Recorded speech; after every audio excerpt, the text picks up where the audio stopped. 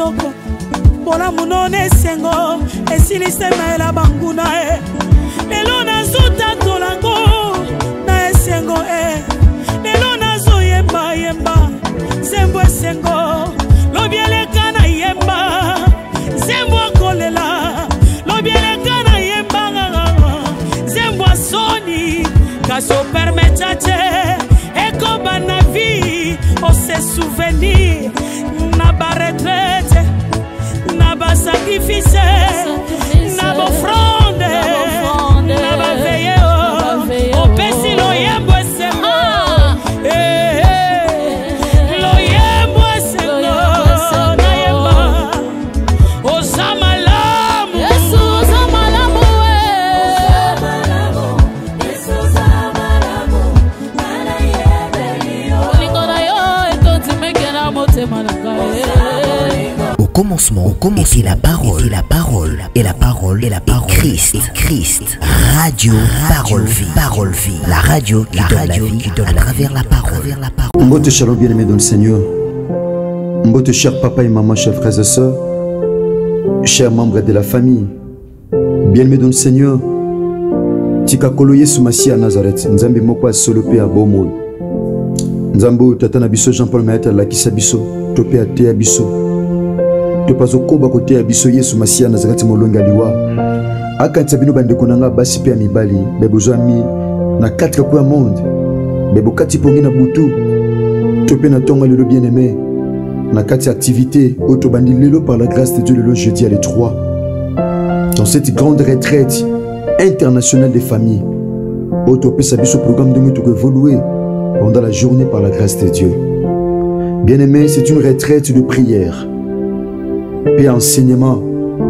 La Bible dit dans les Actes des Apôtres chapitre 1 verset 42, bien-aimé, dans l'église primitive, bien-aimé, bafani samaki na ba enseignement ya ba apôtre.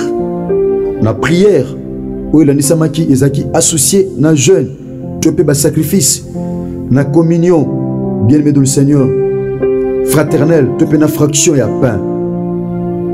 Bien-aimé dans le Seigneur, les âmes kola liboso. Tout le monde a précision par la grâce de Dieu. Nous connaissons moi si bien mobali, ce que partage lien, il y a retraite oyo. Christ aux anges te kusalo bolam. Ce que partage ça na TikTok, et ça na WhatsApp, et ça na YouTube. Bien aimé, partagez ango, pona, bien aimé au même lumière. Na libota moko bien aimé dans le Seigneur autant suba yebi programme oté, oba sambe la pena biso. Tonga tout ça le samba ouverture. Non, c'est que Moussena Nzambe, pasteur Prince Mavuba, a déclaré ouverture, il y a retraite au Tozo Bandana Boutou Alelo. Pasteur Prince a Sambe là, a recommandé retraite au Païna Nzambe, Bebo Kata pour Bebo Samba Nabiso, Mamsuba Ozana Moussala Zosala, Maza toujours connecté et branché dans la radio Parole Vie. Pasteur Prince, au Kola Mobate Limpate Oazali, a Fongola, Milulu Oyo, Abisa Nzambe, a Sepela Kufongola Lola. Abisa Nzambe mokote abonde na biso pe atika na problème na ye na sepane loko tata na biso mayata lo batango nyuso baka oyene église okokite ko zonga bongo wande Nzambe na ngate baka Nzambe na nga Yesu Masiya Nazareth so yo ko lukaye okomona ye okokite ko zonga na problème na yo Musana Nzambe pasteur Prince Mavuba zo bondela. Merci to sambeli kolo Yesu Masiya Nazareth tata to pusani bosona na butu onkolo. On a posé la ouverture kolo ya retraite monene international au côté longo na mabota ebele. Seigneur Dieu tout puissant, nzamba mayata to sambeli na butu ya lelo. Et sepelisa yon kolo bande ko nyons o bakozana biso na kati ya retraite oyo. Seigneur, donc tozo bima yango, tozo sisa yango mokolo ya lendi. Nzambe pesa biso matato, pesa biso témoignage. Parce que témoignage est indikara biso to se confie le soit pas une makasi. Témoignage est indikara ba onan ba mona loboko na ote ba batia likel susukati na yo. Seigneur Dieu tout puissant Jésus-Christ Nazareth sala biso ngolu na butu ya lelo tika likolo e fungwa. Seigneur to fungola parce que o pesa biso clé o lobi o to ko fungola na se likolo ko fungola. Amen. Le to ko kanga na se likolo pe kanga Seigneur to epona ko fungola tika lola esopa eko isaba étoile eko isaba ngelingele eko isaba lamu na yango likolo na biso na kombo na Yesu Masiya Nazareth to sambelaki. Amen. Amen. Merci les hommes de Dieu. Merci, chers papa et maman, chers frères et sœurs, chers membres de la famille, vous qui êtes branchés à ce net moment, bien-aimés. C'est vrai, Bokati Pongite Bamsoubande comme l'habitude depuis 0 heure, depuis minuit, que nos 2 heures autres alliés bien-aimés, on a tous semblé. Mais la prière, c'est un vrai besoin. Bien-aimé, parce que c'est le seul moyen où tu as contact avec Nzam. Nzamba zoloba bolukanga pe bomonanga. Bomonanga ceux qui bolukanga na mutema na bino mobimba. Bien-aimé, la prière, c'est un dialogue. Ezali li solo. Li solo na Nzambe. Ozobi sa Nzamba zo yoka. Azo répondre pe yo. C'est ça la prière. Mais la Bible dit la prière de la foi sauvera les malades. Bien-aimé, merci, na confiance pour ça la biso, tout autant directement ma commune Nzambe. Tout ça dans le livre Ézéchiel chapitre 33, tout bani na premier verset, mais tout fin d'apéza mingi na verset 3. Tout autant bien-aimé dans le Seigneur, afin que tous allons na idée claire. Ya makambo to lito solo là, na kata retraite oyo bien-aimé dans le Seigneur. Merci na position au Jésus déjà le sambo. Kolo akanisa bino sala bino ngolu pe bolamu. Tozo ba position nyonso eza ya kufanda, eza ya kutelema, eza ya kuchatolo na se. Nde molimo mo santu a otindika biso yaya nde peto sala. Je lis la parole de Dieu. Amen. Il est dit ceci. La parole de l'Éternel me fut adressée en ces mots. Fils de l'homme, parle aux enfants de ton peuple et dis-leur: lorsque je fais venir l'épée sur un pays et que le peuple du pays prend dans son sein un homme et l'établit comme sentinelle, si cet homme voit venir l'épée sur le pays, sonne de la trompette et avertit le peuple. À côté du verset 4. Et si celui qui entend le son de la trompette ne se laisse pas avertir et que le peuple vienne le surprendre, son sang sera sur sa tête. Que Jésus-Christ de Nazareth bénisse sa parole. Amen. Bien-aimé, t'aimes te partager dans l'ensemble les alliés. Sonnez de la trompette et avertissez la famille. Bien-aimé, t'aimes les alliés, sonnez de la trompette et avertissez la famille. Pourquoi devons-nous sonner de la trompette? Bien-aimé, au temps de la Bible, le son de la trompette avait une très grande signification. Le son de la trompette donnait un message. Le son de la trompette, bien-aimé dans le Seigneur, libérait un message. Libérer un message. Il y a avertissement, bien-aimé dans le Seigneur. La trompette, tout simplement, tu peux bien en fanfare, lelo. Ezaki na tangwa kala, ezaki instrument. Et ben deko pesanzela, pendant ko kebisa batu. Mutu no soroyo ka son de la trompette. Alors il y a qu'il y a un événement. Et ben deko annonçait un événement. Le son de la trompette annonçait un événement. Bien-aimé, ezaki déjà bien-aimé dans le Seigneur qu'on paie sa peuple. Ma coquille a une certaine position parce que ça annonçait un certain événement. Sonner de la trompette. Pourquoi doit-on sonner de la trompette? C'est tout simplement pour avertir. L'avertissement. Pour avertir, bien-aimé Zali, kokebisa. Kokebisa, bien-aimé dans le Seigneur. Kokebisa mutu. Kokende boete soko kebo, il y a un danger. Pourquoi devons-nous avertir? Parce que devant il y a un danger. Il y a un souci. Il y a un malheur. Survenir. Or, et Seigneur lui sonner trompette. Bien-aimé, donc par la grâce de Dieu, c'est quoi la trompette? Et pourquoi sonner la trompette? Bien-aimé, qui va sonner de la trompette? Ah ouais, la Bible dit, la parole de l'Éternel me fut adressée en ces mots. Dieu parle à Ézéchiel. Ozali prophète majeur. Parce que dans la Bible, tous en a prophète majeur, tous en a prophète mineur. Tous en a deux classes, il y a des prophètes. Lorsqu'on parle de prophète majeur, ezali ba prophète oyo message na bango eza volumineux. O message na bango volume, message na bango eza munene. Par rapport il y a poids pe à kilo, il y a message. Donc le prophète mineur, aza prophète au message na eza mukie. Ils ont des prophètes majeurs, ils ont grand collègue mineur. C'est par rapport, il y a volume, il y a message. Awanzambe, Ebisi Ézéchiel, fils de l'homme, parle aux enfants de ton peuple.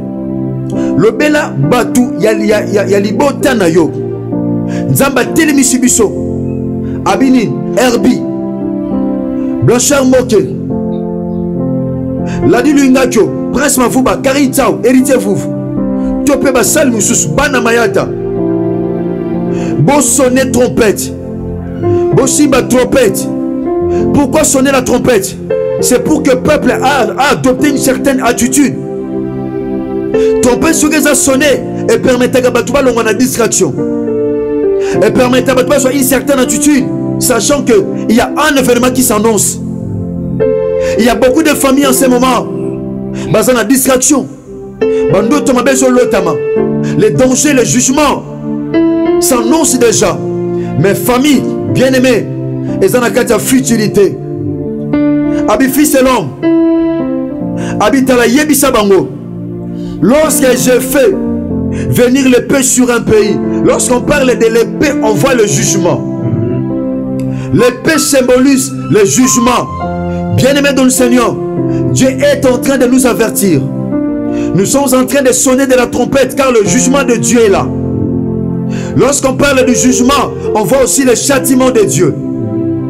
Le combat, on voit les problèmes. Le jugement de Dieu. Abisoki peuple moni, épée Zoya. L'épée symbolise le combat parce que c'est une arme traditionnelle. Épée zali arme traditionnelle. Bien-aimé dans le Seigneur, Abisoki moni épée Zoya. Bien-aimé, épée Zoya des gens dans la famille na yo. Épée Zoya des gens dans libala na yo. Nzamba tindi biso na radio toi avertir yo. Tout sonner trompette. Bien-aimé, épée symbolise la mort.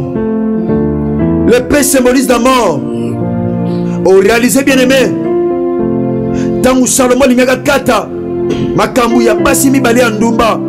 Oh, mais maki bana mibale moko za na bombe musu ya kokufa. Tangu bombe mibale bazo welela. Bien-aimé dans le Seigneur. Salomon na bwana zalaki nango. Abiboye langa épée.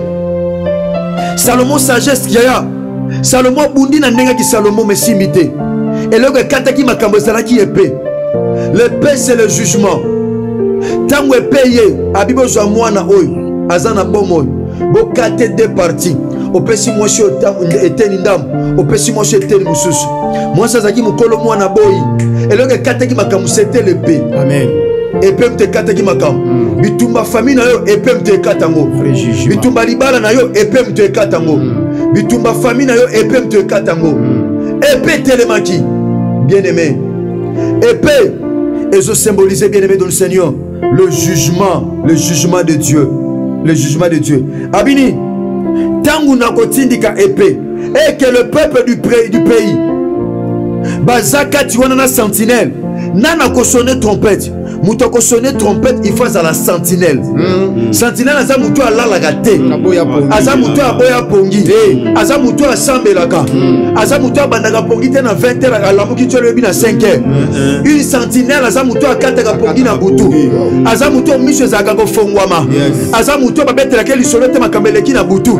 Yende tabetaka lisolo. Yende tazalaka témoin. Azalaka témoin auditif te, mais azalaka témoin auriculaire. Plutôt témoin oculaire. Pourquoi? Parce qu'il y a Saline, Amoni. Bien-aimé, on a sentinelle la famille. On a sentinelle de Bota. T'as la maladie, Zoya. Maladie est bon, tata. Et je suis mis yaya. Mon son sonner trompette, c'était bien-aimé. Tu n'arrives pas à sonner de la trompette pendant que yaya. Et danger, et ça qu'on s'annonce dans la famille. Ma soeur, t'as là. Mais kakatanozo koute dans la famille. Nzamba télévision comme une sentinelle. Mon frère, ma soeur, tu peux sonner de la trompette. Appelle-si responsabilité. Appelle-si responsabilité. Il y a qu'à veiller. Sentinelle, c'est une personne qui veille. Mon frère, ma soeur, osa sentinelle, mozo la pongi. Osa sentinelle, ozo liaka ba fufu tangu nyonso.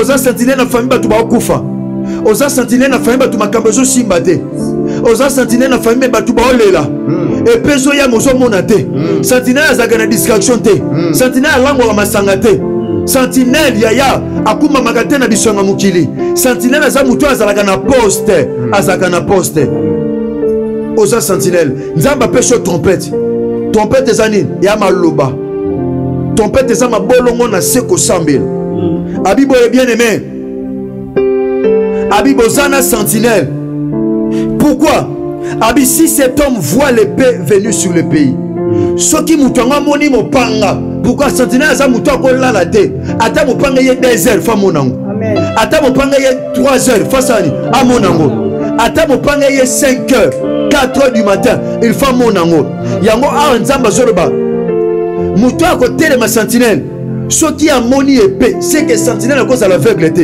sentinelle face à la misu ya kofongwama amen so moi déjà sentinelle aveugle jamais sentinelle a ça la matoite mais ça la ka mimisu sentinelle a monaka ndoko mona te ba retele kana famille bisanza be sene na sentinelle fongola ngamisu fongola ngamisu na mona ba réalité le kana fia bana nanga fongola ngamisu na mona ba réalité le kana foyer nanga fongola ngamisu na mona ba réalité le kana famille nanga fongola ngamisu na mona épée ne bisa boke ba épée zoya boke ba épée parce que épée ko ya épée et annonçaka épée ko zaliwa o zoya esprit de olo tango tango suna ndoto batu ba yebiso bien même balele ki no sona ba sena nzam na lo tabatu musatu na morgue nzoke zaki bitumba oyo esengela ki tobunda par la grâce de Dieu batu misatu balinga bakota ba na morgue na bite bakota na morgue te bakota na morgue te parce que baza okufa te oyo baza okufa na bi jamais bakota te na morgue sentinelle a muto aveyaka bien aimé nzamba télémission sentinelle na famille ma soeur nzamba télémission sentinelle na couple na yo papa nzamba télémission sentinelle na bana na yo olota bandoto mabe pona bana omona epezo ya mes distractions omona mupange ya bien aimé mupange zo ya mes distractions mais sonner trompette et un instrument qu'on peut sa message sonner de la trompette avertissez bien aimé te okebi sa famille dans Jézoya ils ont bateau ba olela na mois d'avril ils ont bateau ba sutuka na mois d'avril so sambeli bien te mon frère okoki pe olela toi ba sentinelle to yebiso ils ont thème nzamba plus to na thème so il a fallu te partager mais lorsqu'on priait Dieu nous a dit box la thème on a posana avertir peuple nanga bien aimé tolito sambela te bon de la Yesu Masia Nazareth on peut ça maluba pa musana nzambe berger Blanchard Moké bien aimé koza penza lo yenge te sambela bien toi na kati ya retraite tu attends to pesa so prier ande to évoluer par la grâce de Dieu tu ka ba prier to sango ka to banda to iba neni to ko orienter bino bien aimé to sambela on peut ça maluba pa musana nzambe berger Blanchard Moké cher de feu. Merci beaucoup l'homme de Dieu pour l'enseignement. Je vous en prie l'homme de Dieu.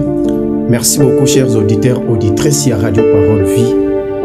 Ba papa, ba maman, bandeko basi pe mibali, ba ibozomi de partout à travers le monde entier, vous a branché. C'est un moment pour que tout bon de la nabino elongo, vous se disposez pour la retraite il y a 4 jours. Oyo tika détermination, oyo bozui. Yesu Christ en Nazareth, nzamba parcourir notre Père. Akwa komona bino bipa nyonso bozali. Yes. Merci beaucoup tozo bondela. La lingi bipa nyonso papa, maman, frères et sœurs. Ozuli baku ya kozala na biso na kati ya losambo otombola mongongo na yo obanda kokumisa Yesu Masia Nazareth nzambo oyo aper Bible lobi na biso asalaka eloko moko te 100% ke azala ko avertir yango na basali na ye. Mon message oyo to pe thème oyo eye na moment moko oyo nzambe amoni ke mabe ezoya na libota na yo mabe ezoya na liboso na yo mabe ezali na vie na yo mabe ezali na libota mabe ezali na musala mabe ezali na kati ya ndako kufa etelemi nzambe alingi te atika likambo wana ekokisama 100% ke azala ko avertir yo yango wana atelemi sibiso na kati ya retraite oyo Nandela Moussali na ye pasteur Herbi pour que to bondela afin que mupepe wana ezala musika na biso. Yes. Yango na lingi to tombola Yesu Masia to loba na ye nkolo merci pour na message oyo. Koloba na ye merci pour na avertissement. koloba na ye merci pour na interpellation, koloba na ye merci pour na grâce oyo a permettre que yo nanga to bénéficier na yango to bondeli na kombo na Yesu Masia Nazareth. Alléluia. Oye kopesa yo merci Yesu Masia Nazareth nzamba bongo. Na ye kopesa yo merci Yesu Masia kotombo la kombo na yo. Na ye kotombo la yo Yesu Masia. Koloba merci pour la interpellation. Koloba merci pour la avertissement. Koloba merci Yesu Christ de Nazareth nzamba bongo. Yesu Masia Nazareth. Sambe o sepeli olongo la biso na kati ya ignorance. Sambe o sepeli olongo la biso na kati ya sommeil spirituel. Sambe o sepeli Yesu Masia Nazareth. Olongo la biso na kati ya distraction. Sambe o sepeli ete Yahweh nzamba bongo. O sepela kite otika biso na kati ya distraction. O sepela kite Yesu Masia Nazareth. Otika biso na kati ya sommeil spirituel. Sepela kite Yesu Masia Nazareth. Otika biso na kati ya aveuglement spirituel. Osepela kite Yesu Kristo Masia Nazareth. Otika biso Yahweh na kati ya ignorance. Osepela kite Nkolo. Otika biso Masia Kristo Yesu na kati ya abandon de poste. Na biso Yahweh nzamba bomo. Mais osepeli Nkolo o interpele biso. Osepeli Masia Kristo Yesu Nazareth. O avertir biso au travers ya enseignement oyo wapi Yahweh nzambe tata epesameli biso na moment opportun na moment oyo wapi Yahweh nzambe tata sola na posa na yo. Merci Yahweh nzamba bomoi. Merci Masia Kristo Yesu Nazareth. Merci Yahweh nzambe na kuya. Merci Yahweh nzambe likamba. Merci Yahweh nzambe tata kwete posa malamu kombo na yo kumisama kombo na yo tongwama kombo na yo enetolama parce que vous savez malamu parce que vous savez oza bonene kombo na yo Masia Kristo Yesu Nazareth ekubisa mapene tongwama Yahweh nzambe merci totomboli na 4 jours oyo totomboli na 4 retraite oyo tokufisi yo Yesu Masia Nazareth kolo na kombo Yesu Masia sikala kumba ezonga epai na yo kombo na yo Yesu Masia Nazareth ekubisa mapene oza nzambe na ntembo mpe na lokumu nyonso na kombo na kuya ya Kristo Yesu Nazareth ozemba solo mpe ya bongosi au nom puissant de Jésus de Nazareth. Les hommes de Dieu tozoloba sur la vie à sentinelle que papa, maman, frères et sœurs bien-aimés dans le Seigneur ne kozo bonde na biso elongo koloba ete ke yone oza sentinelle. Premièrement, oza sentinelle il y a vie na yo moko, pona vie na yo moko. Oza sentinelle pona libota na yo. Oza sentinelle pona couple na yo. Oza sentinelle pona ndaku na yo. Oza sentinelle pona bandeko vie bandeko na yo.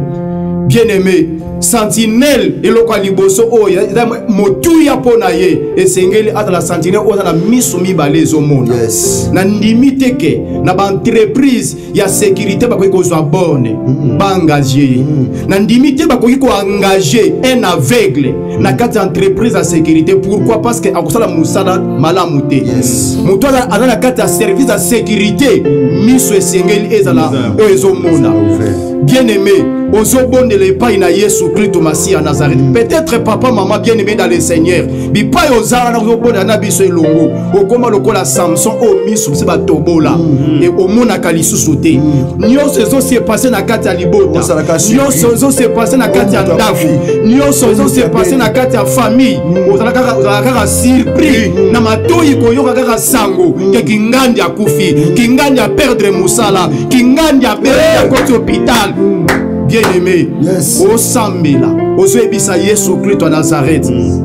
Nazala Samson te o miso molimo ekufa to patobola mais na lingi na kata retraite de prière oyo en tant que une sentinelle oyo otelemisi tata fongolanga miso ya molimo dotenga na pouvoir pe dotenga na ba capacité o eza surnaturel o ko permettre nga en qualité ya une sentinelle na telema na poste na nga pe na agir en qualité ya sentinelle beta maboko sambela to déclarer ma loi. La combo na Yesu Masia Nazareth. Yesu ya Nazareth zamba bongo na bondeli epai na yo tata zamba lona Yesu Masia miso ya molimo efungwama bakalite ya inisatile tata na bondeli epai na yo tata na sengi epai na yo soki miso ya molimo batokolaki soki miso ya molimo ekufaki soki nalalaki poni ya molimo eke Yesu Masia Nazareth na se na poni wana na poni na ngai ya molimo epesini yawe akse ya kopenetre yawe nzambe frontier mpe ponde ya ndako ya famille mpe ya libonga asala oyo esengeli alona asala oyo esengeli asala cette fois-ci Yesu Masia Nazareth fongolanga miso ya molimo fongolanga miso ya molimo totenga na pouvoir totenga na pouvoir na bagrâce na bacapacité Yesu Masia déployer mpe déverser bamarque spirituelle bacapacité oyo eza surnaturel yawe nzamba bongo fongolanga miso ya molimo fongolanga miso ya molimo fongolanga miso ya molimo fongolanga miso ya molimo déployer mpe déverser bagrâce bacharisme bacapacité oyo eza surnaturel oyo ete Yesu Masia Nazareth au nom puissant de Jésus-Christ de Nazareth. Les hommes de Dieu, L'homme de Dieu. une sentinelle azakaka na posa ya misu te miso ekoki komona bongo soki munoko bakanga akoganga ndenge nini akobelela ndenge nini pour que bato balamuka bongo soki matoyi ekufa akoyoka mouvement ya mabe ndenge nini.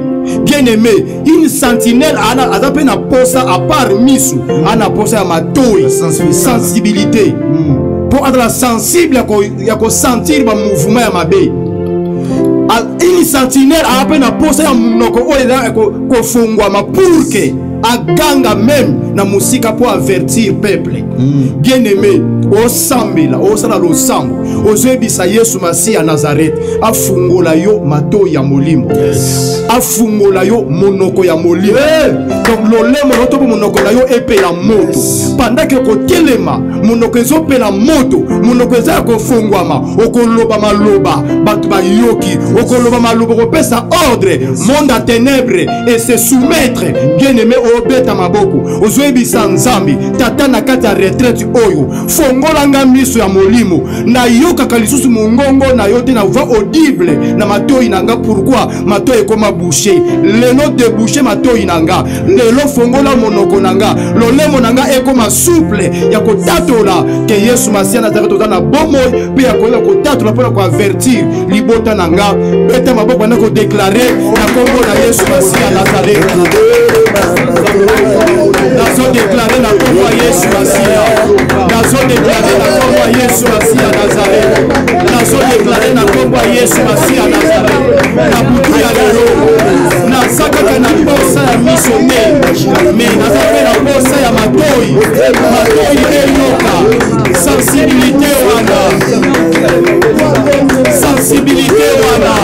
na koyoka yo Yesu Masia Nazareth na voix audible ya kozwa avertissement mpe ba orientation na voix audible oyoka yo na matoyi nanga mpe yawe nzamba bongo monoko na ngai na makomi mpe na kapasité ya kobimisa maloba ya koloba bato babeleka ya koloba maloba bato bayawe nzambe tata batire attention yango na butu ya lelo na kati ya retraite oyo nabondeli yo mosango nabondeli yo tata nabondeli yo nzamba bongo nabondeli yo nzambe na mpuna na ouverture oyo na ouverture ya retraite oyo tata nabondeli yo Yesu Masia doté na pouvoir na autorité na bacapacité fongolanga miso fongola miso fongola matoyi ya molimo fongola matoyi ya molimo efongwama monoko ya molimo efongwama monoko ya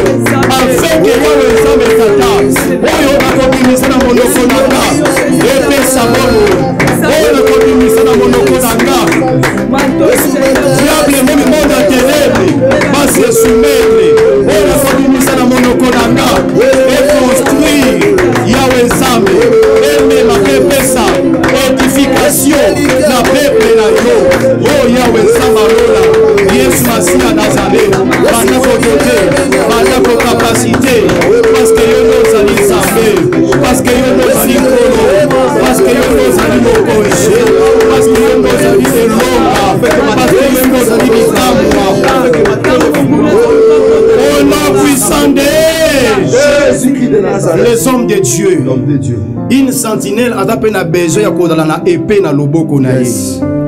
Épée, c'est la parole de Dieu. Bien-aimé, via méditation et longwa et sila. Ozalakasuna na sengo wana te na susi wana te posa wana te. Ya ko méditer le bananzambe.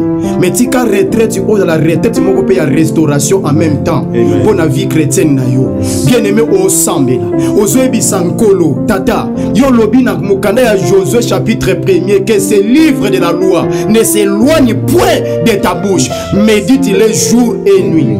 Bien-aimé au sambela ozoebi sanzambe. Tata pesanga makasi wana souci wana.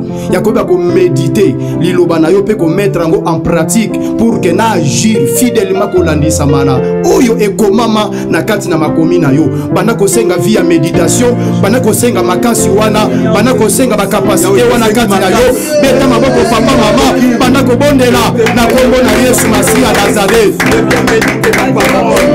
nazo déclarer ya wenzamba bombo via méditation via méditation via méditation via méditation via méditation la kata bombo na yo la kata bombo inanga tata basambeli kosenga via méditation on a besoin de connaissance ya liloba na yo on a koyekola pe koyeba on a la notion ya temps on a la notion ya temps on a sala na notion ya temps et c'est gain la connaissance ya liloba et c'est gain la connaissance ya liloba on a la connaissance ya liloba et c'est gain la vie à méditation na la vie à méditation ya botika na lisungi ya molimo na yo mosantu tata tika ya wenzamba bomo vie à méditation méditation de la parole méditation de la parole vie à méditation de la parole de Dieu oyo ezali épée oyo ezali épée car il est écrit ta parole est une épée ya double tranchant liloba na yo ezali mopanga ya minu mibale oyo ekabolaka mosuni na mokuwa alleluya tika via méditation tika via méditation de la parole tika via méditation de la parole emata ezonga kati na biso yawe nzamba lola Yesu Masia Nazareth nzamba bongo na mabota nyonso ya mokili mobimba na ba-auditrice nyonso ya radio parole vie tika via méditation de la parole tika via méditation de la parole Jésus-Christ de Nazareth le sang de Dieu alléluia sentinelle amonaka omona ni ezokoma na famille na yo sentinelle avaloba fo mona omona ni mon frère tom so mona maladie tom so mona échec tom so mona liwa tom so mona perte moko songolo ekoma epezo ya epese le jugement mopanga nini bien aimé ozo na direction famille na yo mopanga nini ozo na direction ya misala na yo mopanga to pe epe nini ozo ya pour détruire misala na yo epe nini bien aimé tomblaka loboko mobali le bakolo Yesu Christ en Nazareth. Kolo Yesu Christ en Nazareth. Otelemisinga lokola sentinelle. Otelemisinga lokola sentinelle. Ya bomo inanga liboso. Ya bomo inanga liboso. Pe ya libota nanga. Pe ya libota nanga mo. Epe nyonso. Epe nyonso. O Mungu na bongisi. O Mungu na bongisi. Po ekota na famille nanga. Po ekota na famille nanga. Po etangisa makila. Po etangisa makila. Nazo kweyisa yango. Nazo kweyisa yango. Nazo buka yango. Nazo buka yango. Na retraite o ya parole. Épée mon côté. Épée mon côté. Ekozo espace. Ekozo espace. Yako détruire libota nanga. Yako détruire libota nanga. Tope vie nanga. Tope vie nanga. Tomblaka lobo mobali. Épée nyonso ebongisami. Pone lelisa vie na yo. Pone tangisa makila. allez na déclarer elongwa Elongwa. elongwa Elongwa. épée nyonso ezoya po elelisa vi na Elongwa. épée elongwa Elongwa. épée ana elongwa Elongwa. sopranda Elongwa. Maladie kuya. épée ezolingi emema liwa na libota épée ezolingi emema échec Elongwa. ezoya po souffle mopepa maladi Nom de Jésus-Christ de ezoya po Nazareth. emema danger na kati ya Elongwa. elongwa Elongwa. Au nom de Jésus. kolo eza mokolo ya liboso kolo tosambeli yo na retraite oyo longola épée nyonso oyo etelemi mpona koya na direction ya mabota na biso tata tika épée wana elongo tomona bolamu na yo kolo longola épée liboso na biso ezoya mpona koboma to mpe kotangisa makila kolo merci mpona losambo ya mokolo ya liboso merci mpa bato ndimi losambo na biso na butu ya lelo kolo merci mpona matatoli oyo tozwa na nsima losambo kolo zwa lokumu tata zwa nkemu obana biso mokolo ya liboso tata sepela komema précision na vie ya moko na moko to pena libuta ya moko na moko afin que oyo esepelaki osala tata sala yango job alobi je reconnais que tu peux tout et que rien ne peut s'opposer à tes pensées Amen. kolo kopesa nzela te motu moko atelemela makanisi na yo mpona bolamu olingi osala na peuple Amen. bakati pongi na butu ya lelo kolo topesi yo merci mpona nyonso continue ta losambo entre tes sentiments wana tata tokosambela ntango nyonso tozala disponible na 10 heures tosambela na 13 heures na 15 heures to mpe na 18 heures mpo tofongola jeune oyo toza nango tata mpo torépondre programme mosusu tata lokomi ezongi epai na yo na nkombo no yesu masiya ya nazareti nzambe asolo mpe ya bomoi nzambe olonga liwa nde tokondeli kolo kondima mpe tolobi amen. Merci bébé bien-aimé. Est-ce qu'on peut acclamer le Seigneur? Est-ce qu'on peut célébrer? Merci cher papa et maman, chers frères et sœurs. Bien-aimés, je vais le sambo partager en haut. Partager en haut na bandeko, na bami na ba connaissance topé na famille na yo afin que mabota ba continuer au sambela na biso longo. Bien-aimés, to bondeli beto sambela na ngonga. Ngonga nyonso moni disponibilité za leza na musala eza na retraite. Eza retraite moko libre. Retraite internationale des familles, eza retraite en ligne. Au sambela biso za na téléphone topé na TV. Nous avons la TV à Libanda, nous avons YouTube, nous avons la télévision, nous avons la biso sans problème. Nous avons la biso à 10 heures, nous avons la 13 heures, nous avons la 16 heures, nous avons la 18h30 pour nous chiter, na gêne. Bongo, na 21 heures, surtout Sambeli, surtout Sambeli na 21 heures, quand nous sommes tous allés au paiement. Na 2h30, il y a lobby, tous les sous programme nabiso, to continuer à évoluer par la grâce de Dieu.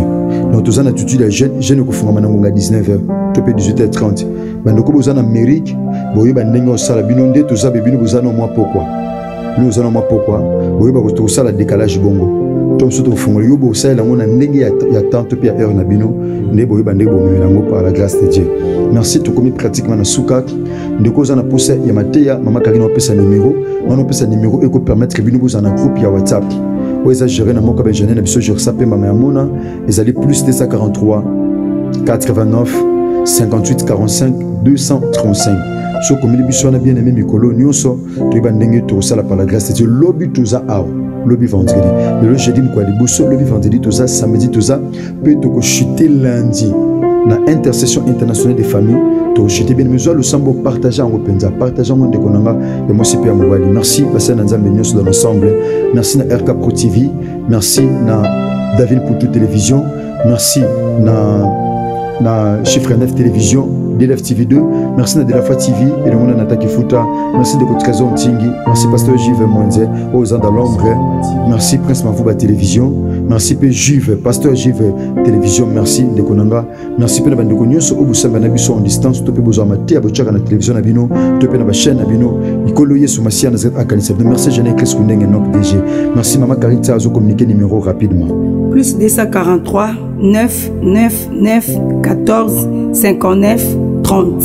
Merci que Jésus-Christ de Nazareth vous bénisse. Au commencement était la parole, et la parole, Christ, radio, parole vie, la radio qui donne la vie à travers la parole.